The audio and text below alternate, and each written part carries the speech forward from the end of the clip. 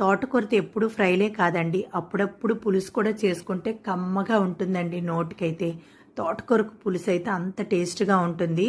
అయితే నేను ఎప్పుడు తోటకూర పులుసు అనేది కుక్కర్లోనే ఎక్కువగా చేస్తానండి.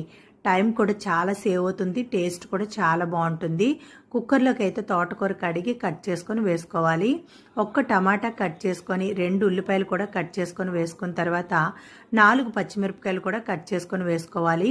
తోటకూరలో ఉప్పు ఉంటుంది కాబట్టి కొంచెం ఉప్పు, కారం, పసుపు, ధనియాల పొడి వేసుకున్న తర్వాత చిన్న నిమ్మకాయ సైజ్ అంత చింతపండు అయితే కడిగి పులుపు తీసుకొని పులుపు అనేది కుక్కర్లో వేసుకొని కుక్కర్ మూత పెట్టుకొని స్టవ్ ఆన్ చేసుకొని 2 విజిల్లు వచ్చేంత వరకు ఉడికించుకోవాలి.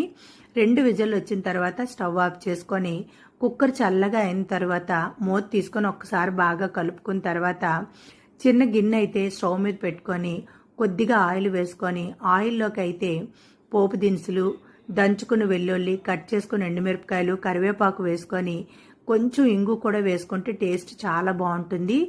తాలింపు అనేది బాగా ఫ్రై అయింది అనేటప్పుడు తోటకూర ఉడికించుకొని ఉంచుకున్నాం కదండి, తోటకూర వేసుకొని ఒక్కసారి బాగా కలుపుకొని ఒక్క నిమిషం స్టవ్ మీద ఉంచుకొని కలుపుకుంటూ దగ్గర అయ్యేంత వరకు ఉంచుకోవాలండి.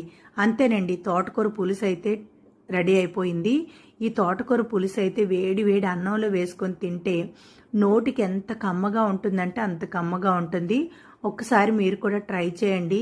వీడియో చూసి వెళ్ళిపోకండి, లైక్ చేయండి ప్లీజ్.